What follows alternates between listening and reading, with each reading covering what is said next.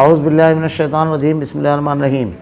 حامیم تنزیل الکتاب من اللہ العزیز العلیم، غافر الذنب وقابل التوب شدید العقاب، ذی الطول لا الہ الا ہو الیہ المصیر، ما یجادل فی آیات اللہ الا الذین کفروا فلا یغررک تقلبهم فی البلاد، کذبت قبلہم قوم نوح والاحزاب من بعدہم وحمت کل امۃ برسولہم لیاخذوہ وجادلوا بالباطل لیدحضوا بالحق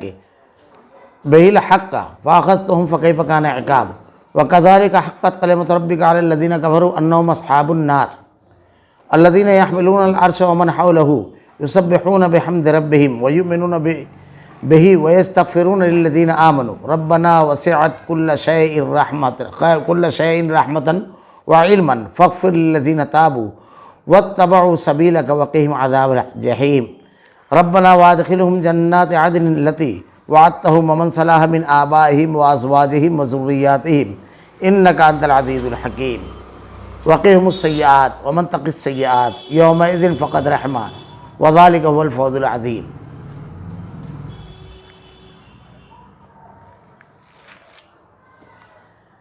اس کتاب حامیم، اس کتاب کا نازل فرمانا اس اللہ کی طرف سے ہے جو غالب اور باعلم ہے، گناہ کا بخشنے والا اور توبہ کا قبول فرمانے والا، سخت و عذاب والا، انعام و قدرت والا، جس کے سوا کوئی معبود نہیں، اسی کی طرف واپس لوٹنا ہے۔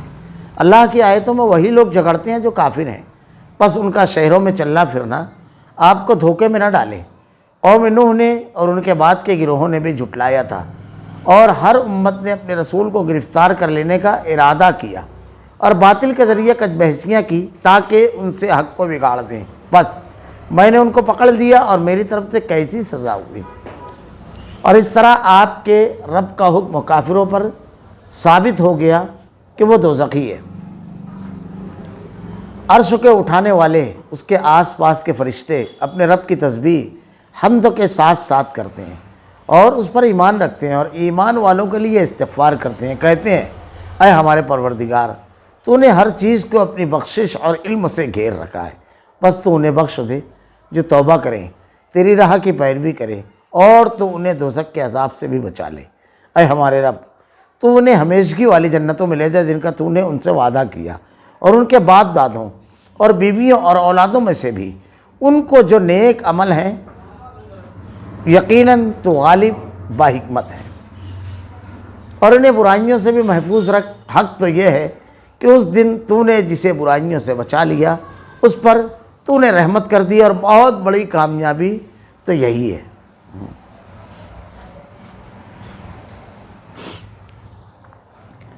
حامیم تنزیل الکتاب من اللہ العزیز الحکیم، حامیم اس کتاب کا نازل فرمانا اس اللہ کی طرف سے جو غالب اور باعلم ہے۔ میں نے اس سے پہلے بھی مختلف صورتوں کے آغاز میں یہ بات بتائی کہ اللہ تعالیٰ نے قرآن کریم کی کچھ سورتوں کے آغاز میں جو حروف اس طرح کے آئے ہیں، ایک حرف، دو حرف، تین حرف، چار حرف، کم و بیش ایسے، جیسے کہیں ایک حرف ہے نون، پھر اس کے بعد قاف، ایسے ایک حرفی ہیں، کہیں دو حرفی ہیں، جیسے کہ یہیں پر ہے حامیم، اور پھر اس کے بعد یاسین، طٰہٰ، یہ دو حرفی ہیں، کہیں تین حرفی ہیں، الف لام میم، الف لام میم، پھر اس کے بعد کاف، چار حرفی ہیں، الف لام میم را، اس کے زیادہ بھی ہیں، کاف ہا یا عین صاد۔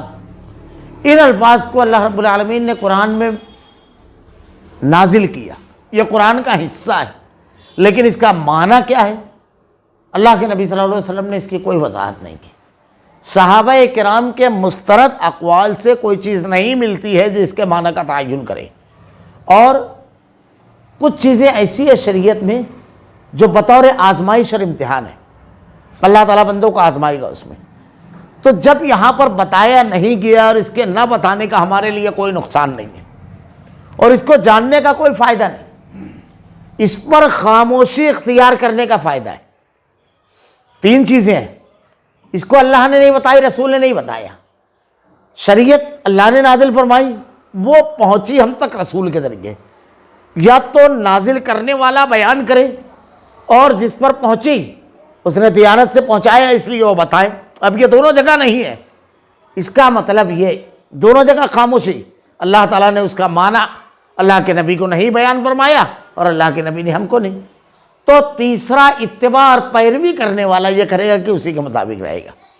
اب اس میں عقل لڑانا، کوشش کرنا، یہ تمام چیزیں درست نہیں ہیں۔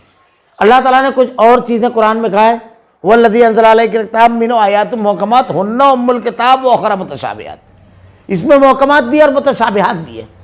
جو لوگ متشابہات کے پیچھے پڑ گئے، یعنی ایسی آیتیں جس کے معنی نکلتے ہیں یا واضح مضمون جس میں بالکل کلیئر، بہت لمبی لمبی علمی بحثیں جس میں کی ہے لوگوں نے، حلال و حرام کے علاوہ جو معاملات ہیں، یہ آزمائش ہے تو اس کے پیچھے نہیں لگتے ہیں۔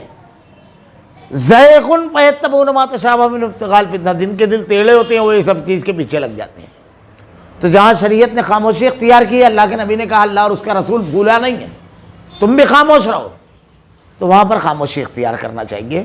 اور یہاں بس سب سے زیادہ اہم چیز یہ ہے کہ یہاں پر صحیح کون ہے، وہ جو اس پر بولتا ہے، وہ جو اس پر کوشش کرتا ہے نا، صحیح یہ ہے کہ نبی کی پیروی کرنے والا وہ ہے کہ نبی خاموش ہے تو وہ بھی خاموش رہے گا، یہ صحیح موقف اور صحیح طریقہ کار یہ ہے، یہ متعین ہے۔ اور جو لوگ عقلی گھوڑے دوڑاتے ہیں، کوششیں کرتے ہیں، وہ نبی سے زیادہ آگے، صحابہ کرام سے زیادہ آگے، منہج سلف سے ہٹ کر ایک الگ راستہ اختیار کرتے ہیں، آگے جانے کی کوشش کرنا اور منہج سلف سے ہٹ جانا، یہ کرتے ہیں۔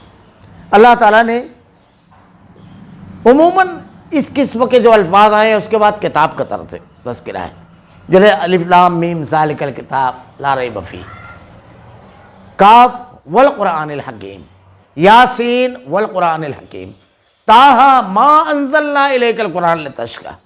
آپ قرآن پڑھتے جائیے، اکثر و بیشتر آپ کو یہ ملے گا۔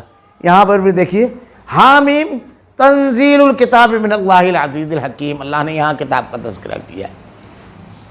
اس کتاب کا نازل فرمانا ہے، یہ جو کتاب ہمارے درمیان ہے اس کے بارے میں مخلوق میں سے کوئی نہیں، اللہ بیان فرما رہا ہے کہ اس کا نازل فرمانا اس اللہ کی طرف سے جو غالب من اللہ العزیز العلیم، جو غالب اور با علم ہے۔ اللہ نے دو بہت بڑی صفتیں یہاں پر بیان فرمائی۔ کس نے نازل فرمایا؟ اللہ نے۔ اللہ رب العالمین کی نازل کردہ کتاب ہے، اس لیے اس کتاب کی پیروی کرنا، اس کی باتوں پر عمل کرنا، اس کے مطابق زندگی گزارنا، اللہ کے احکامات کی فرما برداری کرنا ہے۔ اور جو شخص اس کے خلاف کرتا ہے وہ اللہ کا نافرمان بنتا ہے، کیونکہ اللہ نے ضابطۂ حیات دنیا میں دے دیا۔ اب انسان اپنے آپ کو چاہے فرما بردار بنائے، چاہے نافرمان، چاہے مومن ہو چاہے کافر ہو، چاہے مجرم اور گنہگار ہو چاہے نیک اور متقی ہو۔ اللہ رب العالمین نے یہ جو کتاب نازل فرمائی ہے اس میں جو احکامات دیے ہیں، اللہ تعالیٰ نے دو صفتیں بیان فرمائی، غالب، عزیز، ہر چیز پر غلبہ اللہ رب العالمین کا ہے۔ اس لیے آپ روزی حاصل کرتے وقت حلال و حرام چھوڑ دو، غلبہ اللہ کے ہاتھ میں۔ آپ کے پاس قوت اور حکومت ہے، ظلم کرنا چھوڑ دو، اصل میں غلبہ اسی کے ہاتھ میں ہے۔ آپ کے پاس ذہانت اور علم ہے، لوگوں کی ایک بھیڑ اور موب ہے، آپ یہ یاد رکھیے ساری کائنات کا اکیلا مالک ہے، ساری مخلوق اس کی ہے، غلبہ اسی کے پاس ہے، اللہ غالب۔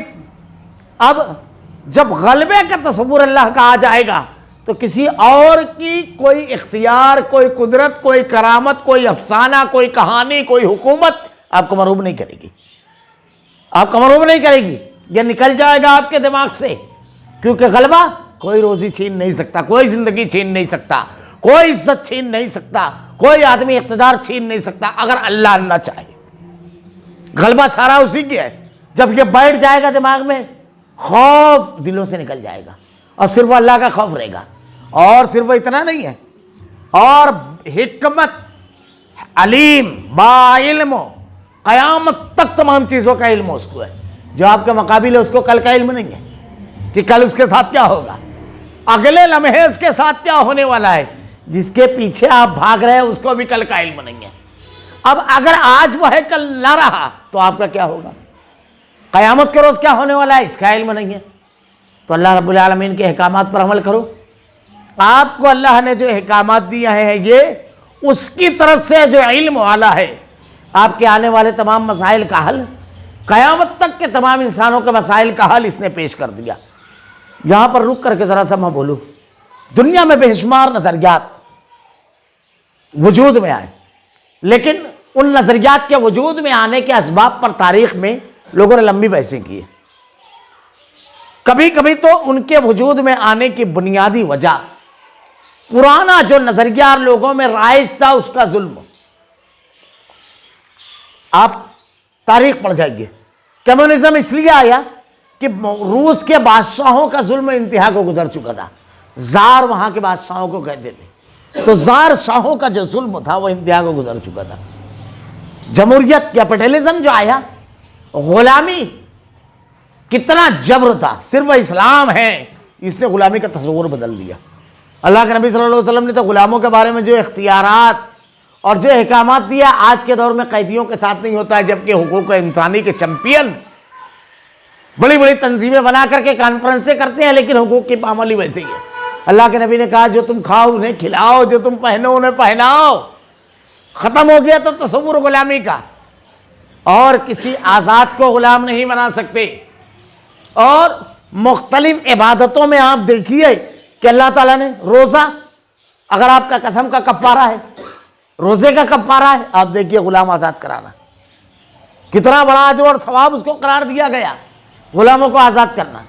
حضرت ابوبکر صدیق رضی اللہ تعالیٰ عنہ کا مشہور واقعہ ہے کہ اللہ کے نبی نے سوالات کیے، اس میں ایک تھا غلام آزاد کرنا.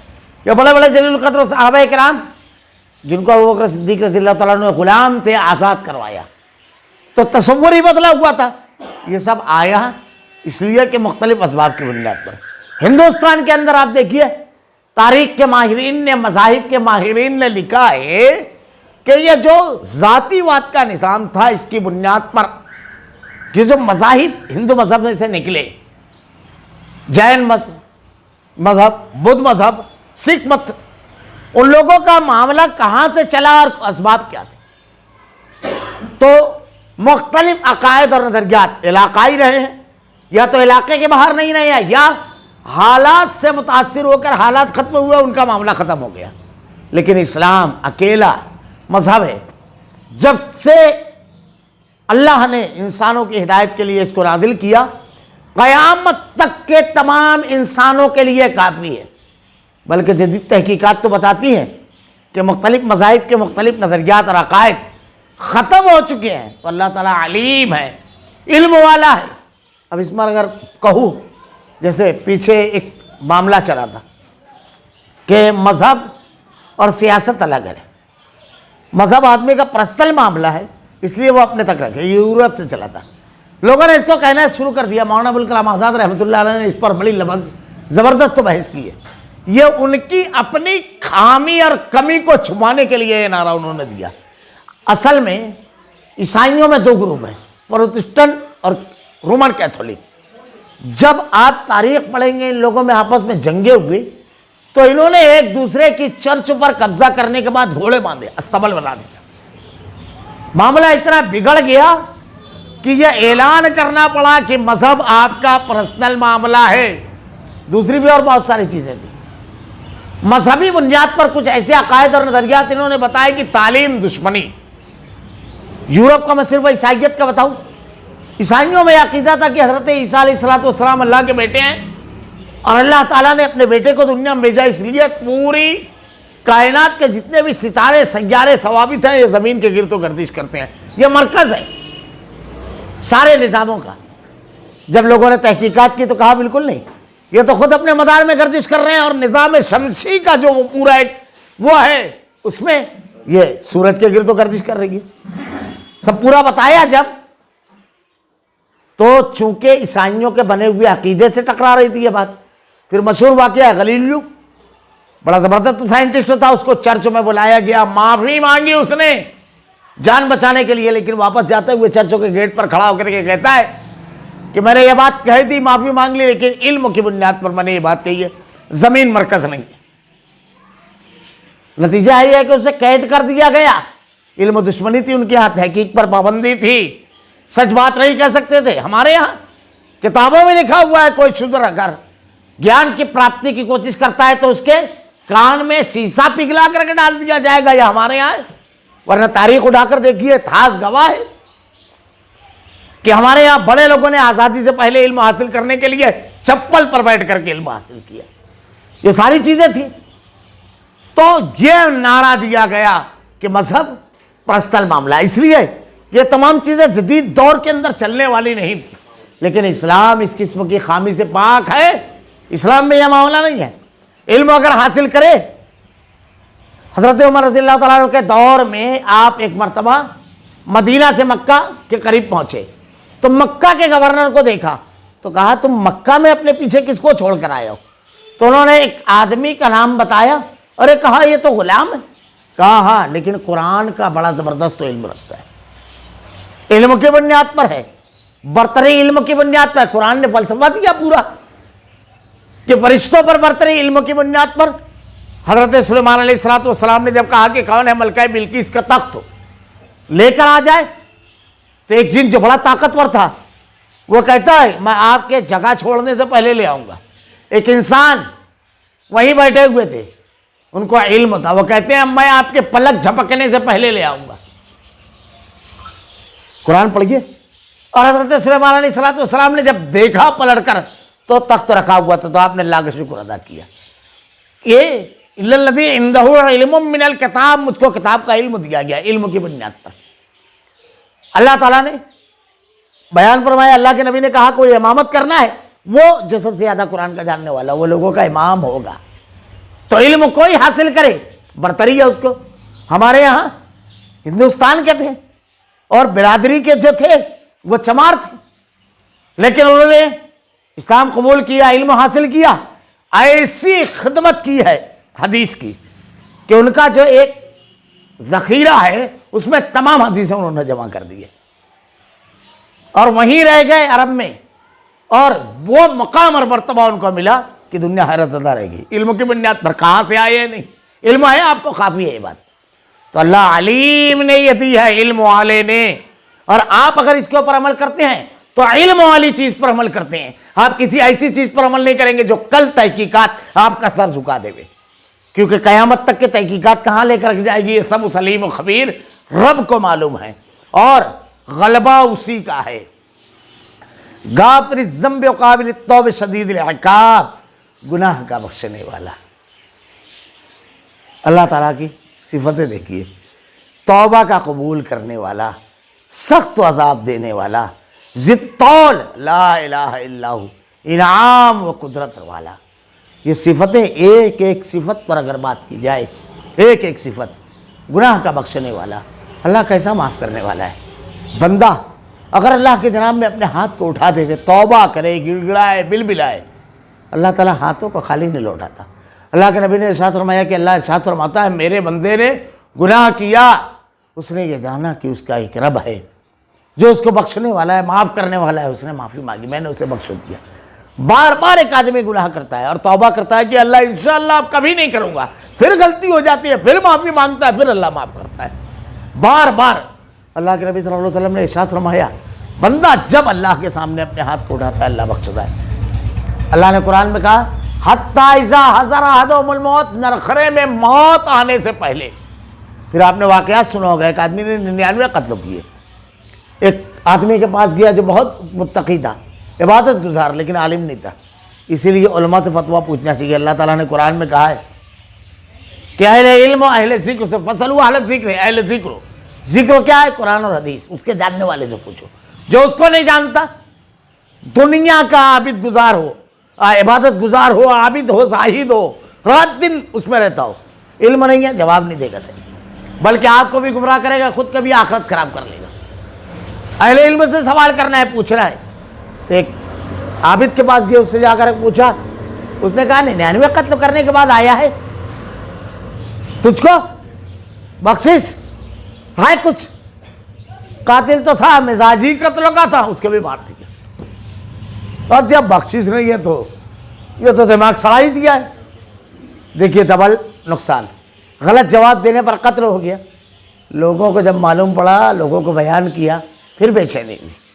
تو لوگوں نے کہا کہ دیکھ فلاں مقام پر ایک بہت زبردست عالم ہے، ان کے پاس جا، ان سے جواب مانگ۔ جب وہاں گیا تو عالم کا جواب دیکھیے۔ سب سے پہلے اس عالم نے کہا تو اللہ کی رحمت سے نا امید ہوتا ہے، اپنی آنکھوں میں آنسو لا، رو گڑگڑا، ہاتھوں کو اٹھا اس کی جناب میں، وہ بڑا رحم کرنے والا ہے۔ اللہ نے کہا گناہ کا بخشنے والا، بڑا رحم کرنے والا ہے، بڑا رحیم و کریم ہے، نا امید نہ ہو، وہ معاف کرے گا۔ اور سن، اب صرف دیکھیے جواب دیکھیے کتنا پیارا ہے۔ ایک تو یہ اس کو کیا کرنا ہے، اور دوسری چیز عالم نے کہا کہ جن لوگوں کے درمیان رہ کر اتنا قتل کیا 100، اب ان لوگوں کے درمیان نہ جانا، فلاں جگہ ایک نیک بستی ہے وہاں جا، ان لوگوں کے درمیان رہے۔ صحبت کے بڑے اثرات پڑتے ہیں، یعنی فیوچر میں وہ گناہ نہ کرے، نیکیاں کرے، نیکوں کے درمیان رہے، یہ بتایا عالم نے۔ یہ فرق پڑتا ہے۔ مختلف واقعات ملتے ہیں تاریخ میں۔ اللہ کے نبی کے پاس ایک مرتبہ ایک بزرگ آدمی آئے اور کہا کہ اللہ کے رسول، کوئی گناہ ایسا نہیں ہے، کوئی گناہ جو میں نے کیا نہیں ہے، کیا مجھ کو معاف کر دیا جائے گا؟ اللہ کے نبی نے کہا اگر تم اسلام قبول کر لو تو اللہ تمہارے تمام گناہوں کو بخش دے گا۔ بے طرح پھوٹ پھوٹ کر کے رونے لگے کہ ہاں اللہ اتنا معاف کرنے والا ہے، اتنا رحیم و کریم ہے۔ کہا ہاں، بلکہ اللہ رب العالمین اہل ایمان کے ساتھ یہ رحم فرماتا ہے کہ اس کے گناہوں کو نیکیوں میں مبدل کر دیتا ہے، معاف کر دیتا ہے۔ یہ بھی ایک چیز ہے، وہ آگے آنے والی ہے۔ وہ بھائی اللہ بڑا معاف کرنے والا ہے۔ کبھی کسی بھی مرحلے میں اللہ سے نا امید نہیں ہونا، کسی بھی مرحلے میں گناہ ہو وہ بخشنے والا ہے۔ بس توبہ کی عادت آدمی پڑے، آدمی اللہ کے سامنے اپنے گناہوں کو پیش کرے اور نہ کرنے کا اللہ سے عہد کرے۔ وہ توبہ کو قبول کرنے والا، گناہ کو بخشنے والا اور گناہوں کو معاف کرنے کے ساتھ ساتھ توبہ کو قبول کرنے والا۔ جب آدمی معافی مانگتا ہے تو اللہ قبول کرتا ہے توبہ کو، ایسا نہیں یہ قبول نہیں کرتا ہے۔ سخت و عذاب دینے والا۔ اب یہ دیکھیے مجرم اور گنہگار کی بھی توبہ کو قبول کرتا ہے، گناہوں کو اس کے معاف کر دیتا ہے۔ کون؟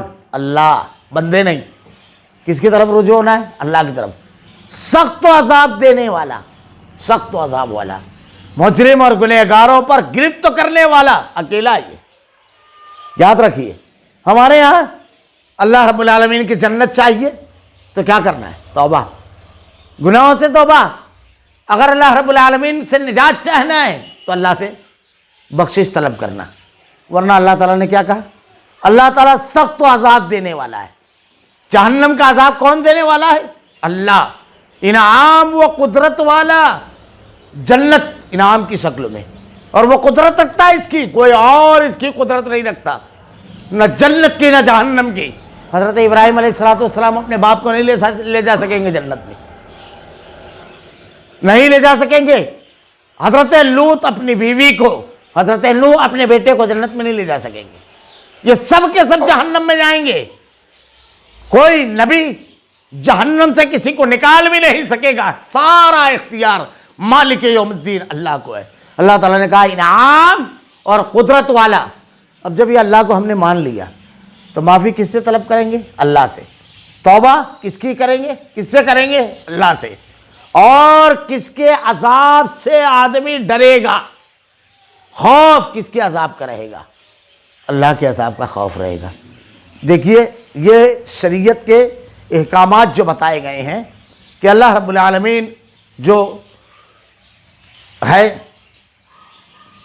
بندہ دو چیزوں کے درمیان رہتا ہے، خوف اور انعام، یعنی امید اور خوف۔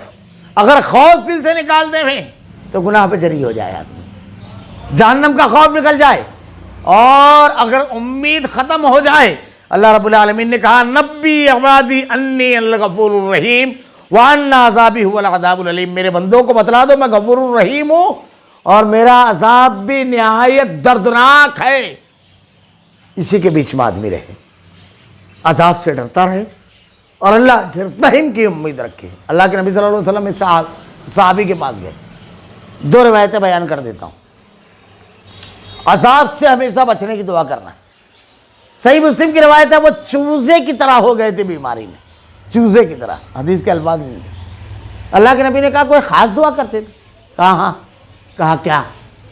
کہا ایک دعا کرتا تھا کہ اللہ جو آخرت میں گرفت اور عذاب ہونے والا ہے دنیا میں دے دے۔ اللہ کے نبی نے ارشاد فرمایا تو نے یہ کیوں نہیں کہا کہ اللہ دونوں جگہ عذاب سے محفوظ رکھ، اپنی گرفت اور پکڑ سے محفوظ رکھ، یہ کیوں مانا؟ کیا تو جھیل سکتا ہے؟ پھر اللہ کے نبی نے ان کے لیے دعا کی اور ان کو شفا ملی۔ یہ کبھی نہیں کہنا چاہیے۔ دوسری چیز، اللہ کے نبی صلی اللہ علیہ وسلم ایک صحابی کے پاس گئے، ان کا بالکل آخر وقت تھا۔ آپ نے پوچھا کیا ہے، کیا کیفیت ہے؟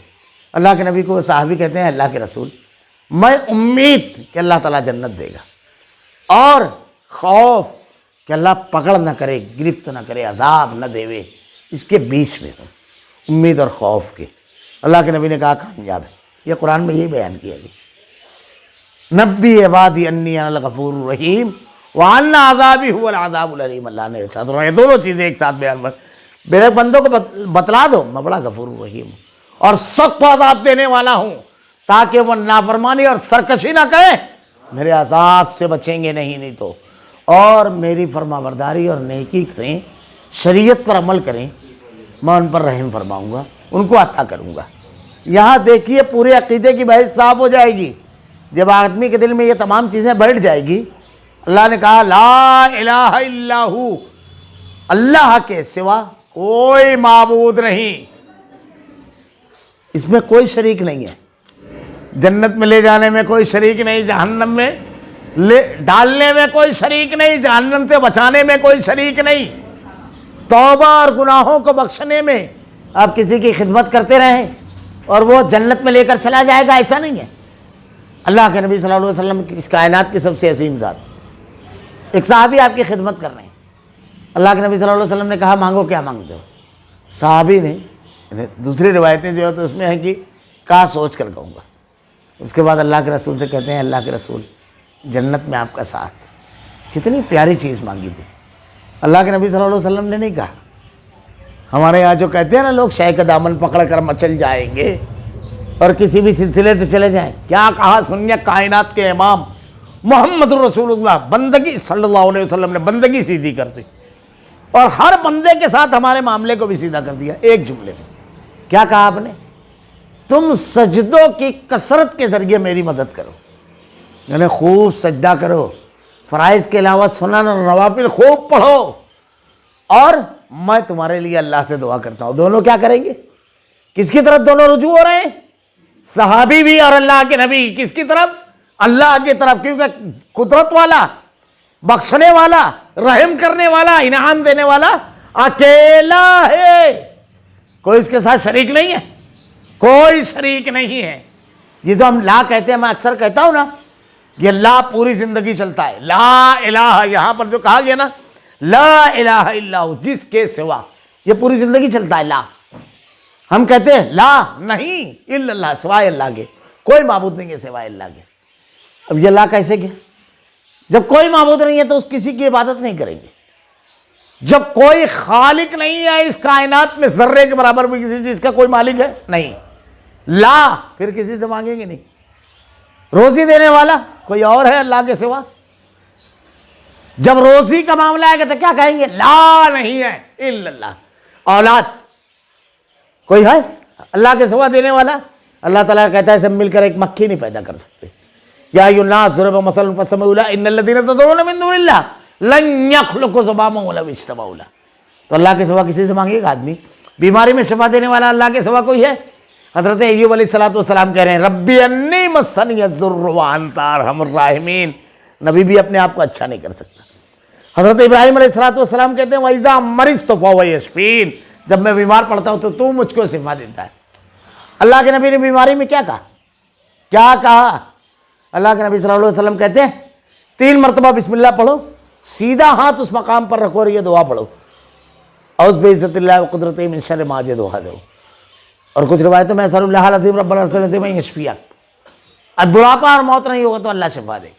اللہ کے نبی آخری وقت جب تھا، بڑی شدید تکلیف تھی سر کی، حضرت عائشہ صدیقہ کہتی ہے میں دعا پڑھتی، اللہ سے مانگتی، اور اللہ کے نبی صلی اللہ علیہ وسلم کے دست مبارک کو اس پر پھونکتی اور آپ کے چہرے پر اور آپ کے بدن پر پھیرتی، آپ کے ہاتھ کی برکت بھی مل جائے۔ لیکن دعا کس سے مانگ رہی؟ لا نہیں ہے، اب یہیں پر سب چیزیں ختم ہو جائے گی. جنت دینے والا اللہ، اللہ کے سوا کوئی نہیں ہے. جہنم سے بچانے والا اللہ، اللہ کے سوا کوئی نہیں ہے. قبر کے عذاب سے بچانے والا اللہ، اللہ کے سوا کوئی نہیں ہے. کسی کی طرف آدمی امید نہیں لگائے گا. کدھر؟ ساری امیدیں کدھر؟ اکیلے اللہ کی طرف. اللہ تعالیٰ نے کہا جس کے سوا کوئی معبود نہیں، اسی کی طرف واپس لوٹنا ہے. اب کوئی ہے نہیں، اسی کے سامنے لوٹنا ہے سب کو، سب لوگوں کو. ما یجادل فی آیات اللہ الا الذین کفروا فلا یغررک تقلبہم فی البلاد.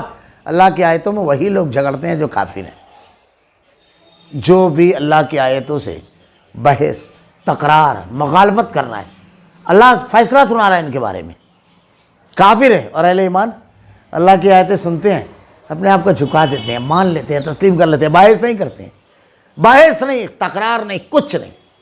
صحابہ کرام کو پڑھ گیا اللہ کے کلام کی ایک آیت، اللہ کے نبی صلی اللہ علیہ وسلم کی ایک حدیث، بڑے بڑے مسائل، کسی نے آ کر کے کہا ختم.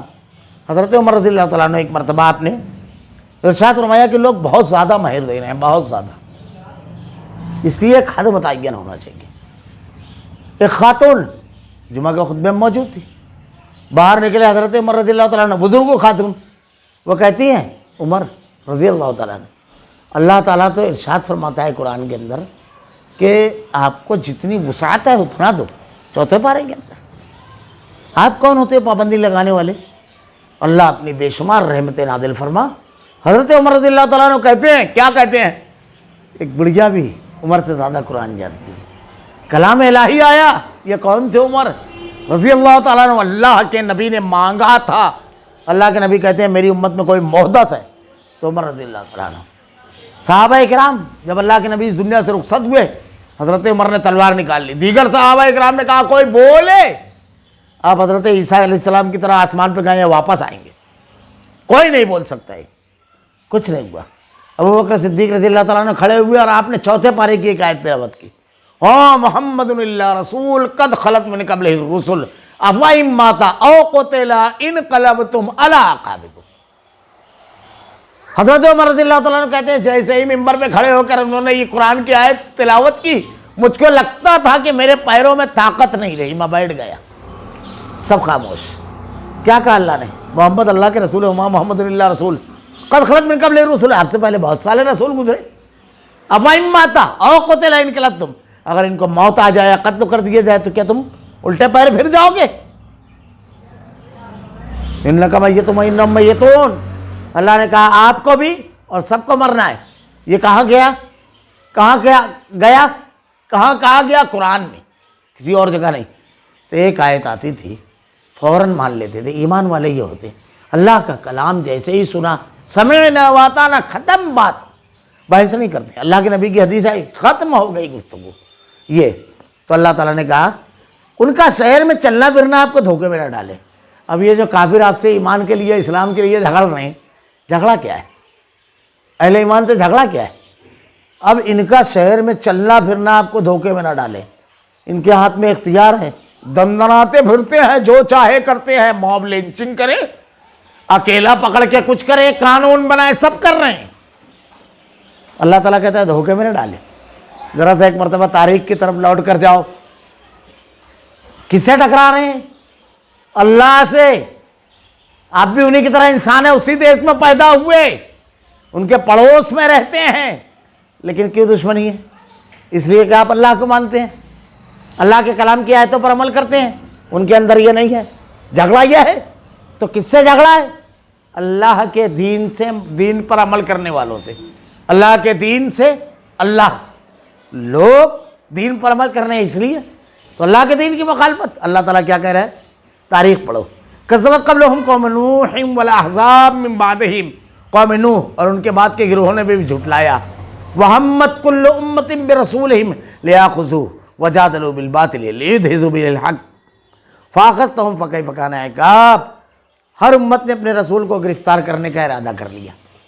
ہر امت کے لوگوں نے رسول کے ساتھ یہ کیا. رسول کے ماننے والے تو بہت نیچی کیٹیگری کے رہتے ہیں، ان کے ساتھ بھی یہ سب ہوگا.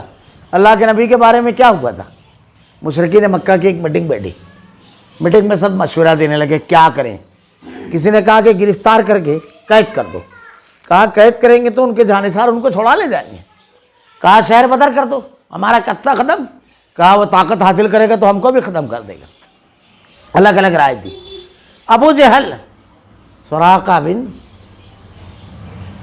جاسم کی غالباً سراقہ کے نام سے اس مجلس میں شیطان بھی شریک تھا، شیطان، سیرت کی کتابیں پڑھ گئے۔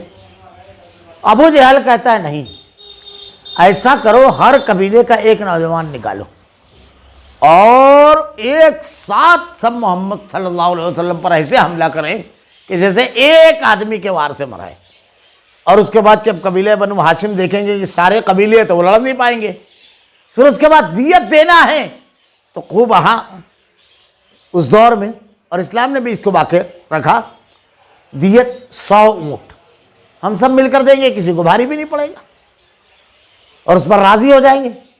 شیطان کہتا ہے بات تو اس نوجوان نے کہی، مشورہ تو یہ ہے اصل مشورہ۔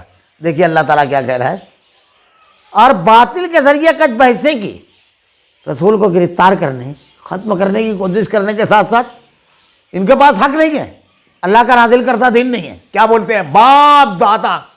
قرآن نے کہا وَإِذَا قِيلَ لَهُمُ اتَّبِعُوا مَا أَنزَلَ اللَّهُ، جب ان سے کہا جاتا ہے تم اس چیز کی اتباع کرو جو تمہارے رب نے نازل کی، تو کیا کہتے ہیں؟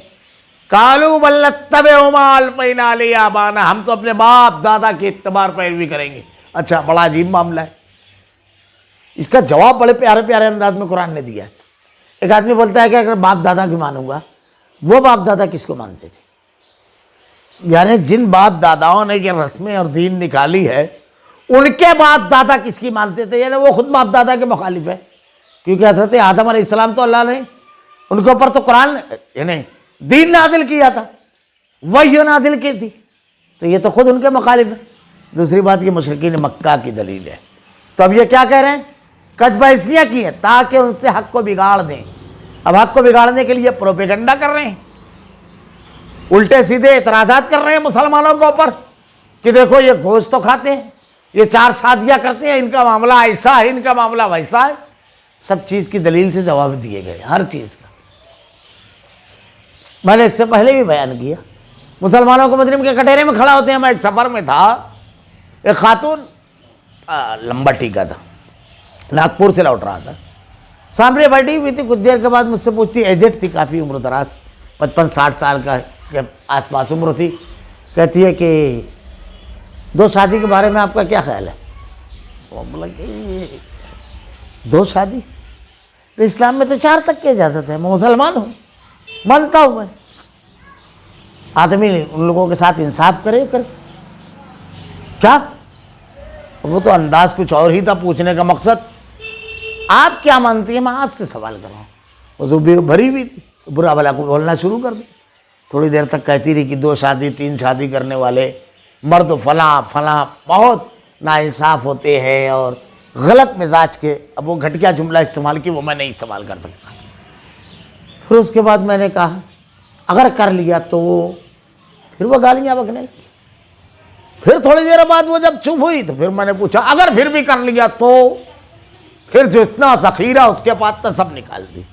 بہرحال 4-5 مرتبہ میں نے سوال کیا، جب لگا کہ اس کا اب کوٹھا گالیوں کا جو اس کا ذخیرہ تھا وہ ختم ہو گیا، سانس بھی پھول گئی تھی، تو میں نے اس کو ہاتھ جوڑ کر کے کہا کہ معاف کرنا، میں نے آپ کو ہندو سمجھ رہا تھا، اتنا بڑا ٹیکا لگا ہوا ہے، پوری فیملی ساتھ میں۔ تو کہتی ہے میں ہندو ہوں۔ میں نے کہا نہیں، آپ نہیں ہو سکتے۔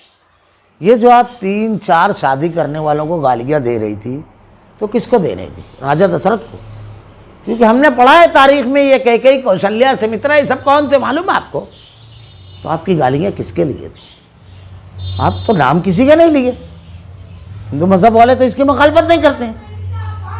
اب اس کے لیے مسئلہ یہ تھا کہ کیا کرے، کیونکہ جتنی گالیاں اس نے پھڑ کی تھی وہ تو آتی نہیں تھی۔ مولا ہم تو مانتے ہیں، ہمارا تو کوئی مسئلہ نہیں ہے، آپ یہ مذہب کے ماننے والے ہو کر کے رام کے باپ کے ساتھ ایسا کر رہے ہیں اور بولتے ہو کہ نہیں۔ میں صرف ایک مثال دے رہا ہوں، ورنہ گائے کا قاتل کون ایک کتاب لکھی ہے عبدالکریم پاریک نے، بہت پہلے کی بات ہے، اور اس پر مفصل گفتگو کی جاتی ہے नेपाल में बड़ी पूजाएं जब होती है तो इसी के कत्ल किया जाता है। एक अलग बहस लंबी, गोश्त खोरी एक अलग बहस, बकरे का जायज जाएगी। तरके का जहां तक मामला है, आपको मालूम है कि लड़की को तरका है ही नहीं, ये जुल्म नहीं है। कभी इस पर डिबेट सुनेंगे आप? डिबेट होती है कभी इस पर? वो तो चौधरी चरण सिंह ने पार्लियामेंट में बिल मंजूर करवाया और उसकी बुनियाद पर है ये। ईसाइयों के यहां आप देखिए क्या क्या है। आप अगर सिर्फ देखें ननों का जो मामला है, पादरियों का जो मामला है, जो कुछ हो रहा है, जो वाकयात आ रहे हैं, वो क्या है देखते जाइए। हर जगह किया जा सकता है, दलीलों की बुनियाद पर गुफ्तगू नहीं, लेकिन ऐसा जाहिर करते हैं। अल्लाह के ताला ने कहा बातिल के जरिए कुछ बहसियाँ की ताकि उनसे हक को बिगाड़ दें। हक की तस्वीर, मुसलमानों की तस्वीर। एक मशहूर वाक़या है शाह फैसल, ये जो है मैंने इससे पहले के दर्स में भी बताया था, किसी का वाक़या, वो सब्ज़ी फरोश वाला जो वाक़या मैंने आहद वाला बताया था। डॉक्टर मोरिस बोकाई, बहुत बड़ा डॉक्टर, अभी जिंदा है गालिबन। इनका मामला ये था कि ये जब किसी बहुत बड़े थे तो किसी भी मुसलमान का जब ऑपरेशन करना रहता तो एक दो सवाल ऐसा डालते जिससे वो मज़हब के बारे में मशकूक हो जाए। शाह फैसल का ऑपरेशन इन्होंने किया था। तो ऑपरेशन से पहले कहते हैं कि तुम मानते हो कि कुरान अल्लाह की नादिल करदा किताब और बेमिसाल है? कहाँ मानता हूँ। तो कहा मैंने तो कुरान पढ़ा, मुझको तो ऐसा कुछ नहीं लगा। तो डॉक्टर मोरिस बोकाई को शाह फैसल ने एक सवाल किया, आपने कुरान पढ़ा, आपको अरबी आती है? कहा नहीं। तो बोले कैसे पढ़ा? तो कहा अब्दुल्ला यूसुफ अली का तर्जुमा पढ़ा हूँ। तो बोले आपने अब्दुल्ला यूसुफ अली की ज़बान पढ़ी है, रब की ज़बान कहाँ पढ़ी आपने? और एतराज़ रब के ऊपर कर रहे हैं। बड़ा पढ़ा लिखा ज़हीन शख्स वो डॉक्टर मोरिस बोकाई, आज इंटरनेशनल शोहरत के आमिल आदमी, ज़िद्दी तबीयत का। कहा आप ऐसे पढ़ गया? बोले पहले उसको उसकी ज़बान में पढ़ो, फिर आप ये सवाल मुझसे करना, मैं इसका जवाब दूंगा। अरबी सीखो और उसको पढ़ो। 6 महीने में उस शख्स ने अरबी सीखी, 6 महीने में। संडे के दिन भी नहीं छोड़ता था वो, कोई दिन छुट्टी नहीं। उसके बाद जब अरबी आ गई, कुरान पढ़ा। आज दुनिया में एक इंतहाई बड़े मुबल्लिग को दुनिया जानती है, डॉक्टर मोरिस बोकाई के नाम से। इस्लाम कबूल कर लिया उसने। ऐसे एक आदमी का वाकया नहीं बयान करूंगा। अभी रमज़ान मुबारक से पहले ये हमारे तमिलनाडु की मशहूर सहाफ़ी कुरान को रद्द करने के लिए कुरान की स्टडी शुरू की। रमज़ान मुबारक में व्हाट्सएप पर उसकी तस्वीरें आई, इंतहाई नूरानी चेहरा, बिल्कुल पूरा लिपटा हुआ, उम्रा के लिए गई। जब पढ़ना शुरू की तो कहा इसमें तो जीवन के हर सवाल का जवाब है, पूरे जीवन बिताने का अंदाज है, सब कुछ है इसमें। खुद कुरान की हो गई। किलानी साहब की किताब पढ़ के फ़ज़ाइल कुरान, तकरीबन वो स्टडी जब की है तो उन्होंने तकरीबन 270 के आसपास बताया कि स्टडी में उन लोगों ने देखा कुरान पर वो एतराज़ करने गए और कुरान की किसी आयत को सुना और उनकी ज़िंदगी बदल गई, सब कुछ तब्दील हो गया। आपको ऐसे बेशुमार वाक़यात मिलेंगे। अल्लाह ने क्या कहा? हक को बिगाड़े, बस मैं उनको पकड़ लिया, सो मेरी तरफ से कैसी सज़ा हुई? अल्लाह उनको पकड़ता है, किनको? जो हक को बिगाड़ते हैं। अल्लाह ताला ने तारीख़ पूरी बयान की, आज के दौर में वो वही हो रहा है। मैं आपको एक बात बताऊं कि कुरान पर एतराज़ करते हैं, इस्लाम पर एतराज़ करते हैं। 2 वाक़यात की तरफ इशारा करूंगा। एक वाक़या जो है तो इसमें जो बुज़ुर्ग बैठे हैं लोगों को जल्दी याद आएगा, नौजवानों को शायद ना हो, कम उम्र नौजवानों को। ताउन फैला था हिंदुस्तान में और इसका आगाज़ हुआ सूरत से। जब यह बड़ी तेज़ी के साथ फैला तो हर बस स्टैंड और रेलवे स्टेशन पर बाकायदा मेडिकल टीम सरकार ने बैठाई और मामला संभले नहीं समझ रहा था। लोग भाग रहे थे। बड़े अजीब अजीब वाक़यात हुए इसमें। एक सच्चा वाक़या हुआ कि एक इंतहाई दौलतमंद शख्स, एक बेटा सिर्फ, बहुत दौलत, सारी स्टेट बेटे के नाम पे कर दी। अचानक उसको बुखार चढ़ा और उनमें बुखार आता है, बगल में गुठली نکلتی ہے اور آدمی 3-4 روز میں رختے سفر باندھ دیتا ہے۔ جب وہ بخار آیا تو لڑکا اپنی اہلیہ اور بچوں کو لے کر نکل گیا گھر سے۔ اب ایک روز بیچارہ بوڑھا تپتا رہا بخار میں، بھوکا پیاسا، تھوڑا سا پانی قریب تھا، بس وہی اٹھا کر پی رہا ہے اسی حالت میں۔ دوسرا روز ہوا، بازو میں ایک مسلم، کہا یہ دروازہ کیوں نہیں کھل رہا؟ 2 روز ہو گیا، جب دیکھا تو دروازہ کھلا ہوا ہے۔ اندر گیا تو بالکل نیم غنودگی کی کیفیت میں بزرگ پڑے ہوئے تھے۔ ارے اٹھایا اور بخار میں تپ رہے تھے، پانیوں نے پلایا، ٹھنڈے پٹی سے پوچھا اوچھا اور دواخانہ۔ ڈاکٹر نے کہا نارمل بخار ہے یہ۔ پہلے تو خوفزدہ ہوا، پھر ایک مسلم ڈاکٹر کے پاس کہا نارمل بخار ہے یہ۔ دوا دیا، 2 دن میں بالکل ٹائٹ ہو گیا، وہ ایک دم اچھا۔ چونکہ وہ بیٹے کو دیکھ چکا تھا، انہیں فون کیا جب تو کہا یار وہ ایسی بیماری اپنے کو لگ گئی تو اپنے بھی چلے جائیں گے۔ تو بولے ایسے باپ کو چھوڑ کر کے جاتے ہیں؟ کسی طرح وہ شخص تیار نہیں تھا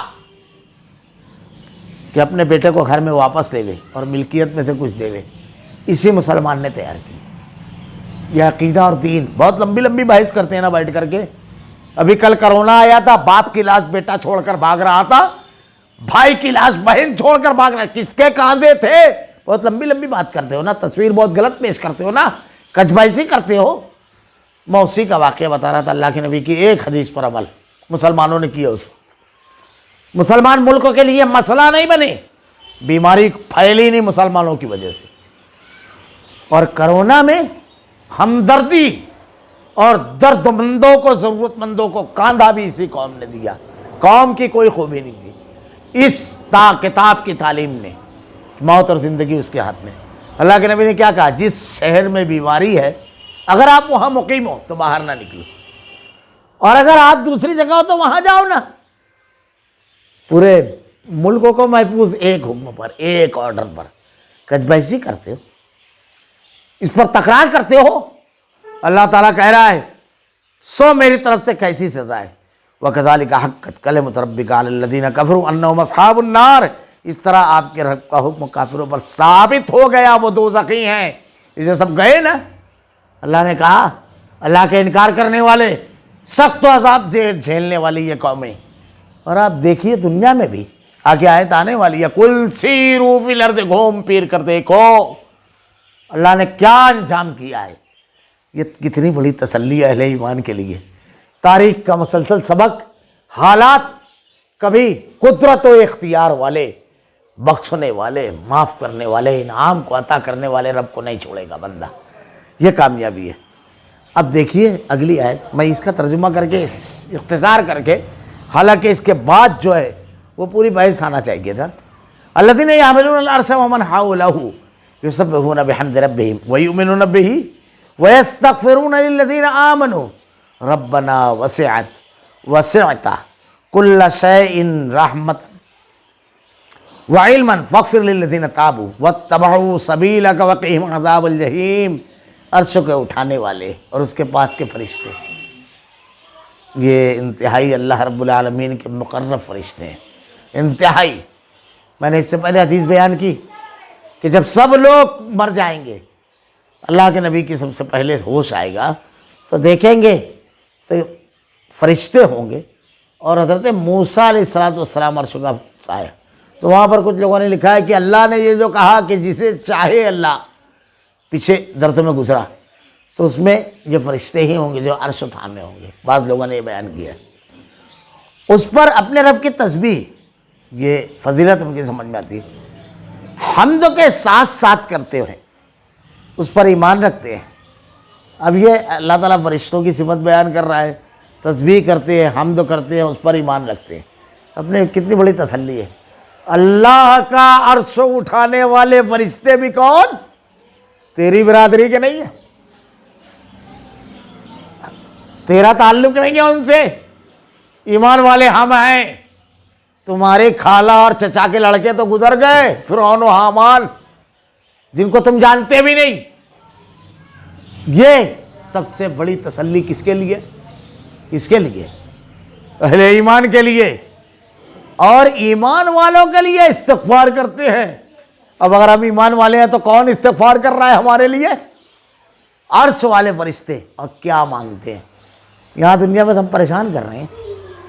ایمان پختہ رکھیے، اس کی طرف نظر نہ اٹھائیے، اس سے امید نہ لگائیے.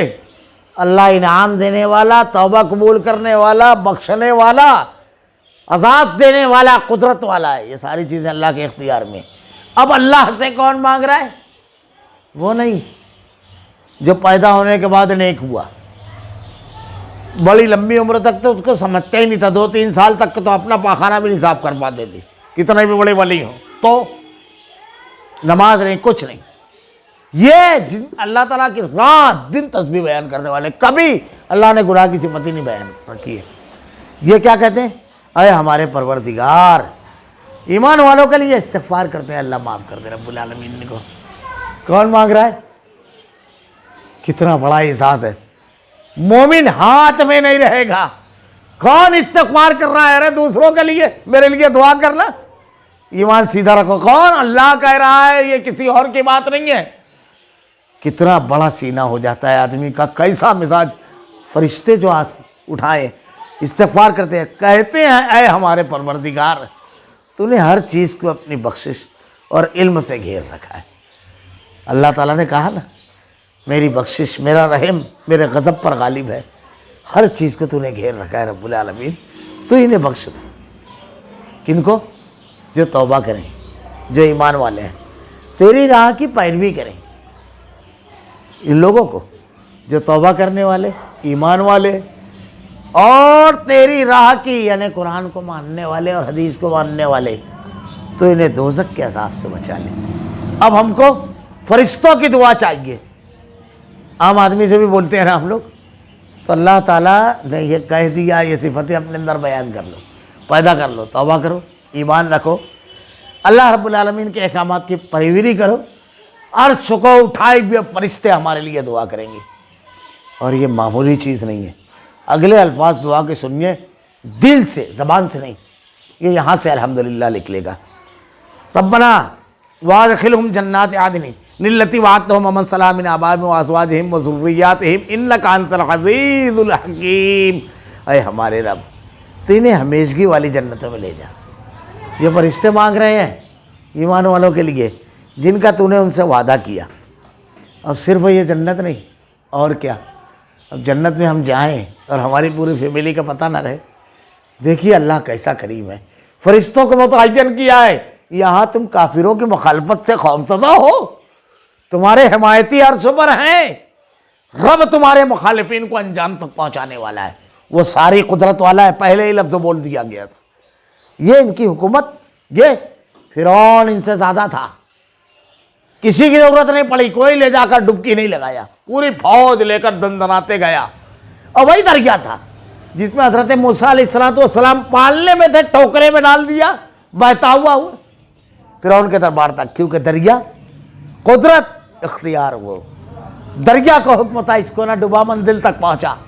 اور ساری لاہور لشکر حضرت موسیٰ علیہ السلام پالنے میں تھے، خود سے اٹھ کر بیٹھ نہیں سکتے تھے، اللہ نے بچا لیا. یہ پورے لشکر کے ساتھ تھا، اللہ نے ڈبا دیا. ان کی حکومت، ان کے سارے آدمی فٹ ہیں. اس سے ڈرو نہ، خوف نہیں آنا چاہیے تمہارے اندر. تو یہ دیکھیے ان کے باپ دادوں، بیویوں اور اولادوں میں سے بھی جو نیک عمل کرے، یعنی اگر خاندان کے جتنے بھی نیک لوگ ہوگے، اللہ سب کو ایک ساتھ کرتے. یقیناً تو غالب اور باحکمت ہے رب العالمین. صحابی کہتے ہیں کہ اس سے مراد یہی ہے کہ جنتی جب جنت میں جائیں گے تو اپنے اہل عیال کے بارے میں پوچھیں گے تو اللہ رب العالمین رحم فرمائے گا اور سب کو قریب قریب کر دے گا رب العالمین، یعنی ان کے درجات کے مطابق. اس میں جو شرط دیکھیے، ایسا نہیں کہ جنت میں کوئی جا رہا ہے تو اب چل میرے ساتھ 7، میرے ساتھ 12، ایسا نہیں. یا لے کر جو نیک عمل کرے وہ اہل و عیال کے ساتھ. وقهم السیئات ومن تق السیئات یومئذ فقد رحم ذلک والفوز العظیم. اور انہیں برائیوں سے محفوظ رکھ. حق تو یہ ہے کہ اس دن تو نے جسے برائیوں سے بچا لیا اس پر تو نے رحمت کر دی. اور بہت بڑی کامیابی. مرنے کے بعد آخری ایک آیت کا ترجمہ پڑھ کے اپنی بات سمیٹ دوں گا. قرآن نے کوزے میں سمندر کو جمع کر دیا. بہت بڑی بات. اللہ تعالیٰ کہتا ہے کل نفس ذائقۃ الموت، ہر نفس کو موت کا مزہ چکھ رہا ہے. انما توفون اجورہم یوم القیامہ اجورکم یوم القیامہ فمن زحزح عن النار وادخل الجنۃ فقد فاز. کامیاب کون ہوا؟ جو جہنم سے بتا لیا گیا، جنت میں داخل کر دیا گیا. یہ ہے کامیابی. فرشتے یہ دعا کرتے ہیں، اللہ رب العالمین سے دعا ہے کہ رب العالمین نیک صالح بننے، توبہ کرنے والا رب العالمین، اللہ گناہوں کی معافی مانگنے والا، تیرے احکامات کے مطابق زندگی گزارنے والا بنا رب العالمین. الہ العالمین، تو نے جو سچا وعدہ قرآن میں کیا ہے کہ فرشتے دعا کرتے ہیں، اللہ ان دعاؤں کو رب العالمین، فرشتوں کی ان دعاؤں میں ہم کو شامل فرما رب العالمین. ایسے اعمال کی توفیق دے الہ العالمین. نیکوکار لوگوں کے لیے جس انعام جنت کا تو نے وعدہ کیا ہے، اللہ ہم بہت کوتا ہیں عمل میں رب العالمین، لیکن تیرا اعلان ہے، تیری بخشش، تیرا رحم غالب ہے تیرے غضب پر رب العالمین. ہم پر رحم فرما رب العالمین. اللہ اس ہولناک عذاب سے جو تو نافرمانوں کو دینے والا ہے، ہماری حفاظت فرما، ہماری نسلوں کی، ہمارے آباء و اجداد، ہمارے اہل خانہ کی حفاظت فرما، اور جنت میں اللہ ان کے ساتھ ہم کو ملا دے. الہ العالمین ہمارا خاتمہ ایمان پر فرما. ربنا لا تزغ قلوبنا بعد إذ هديتنا وهب لنا من لدنك رحمة إنك أنت الوهاب. سبحانك اللهم وبحمدك أشهد أن لا إله إلا أنت أستغفرك.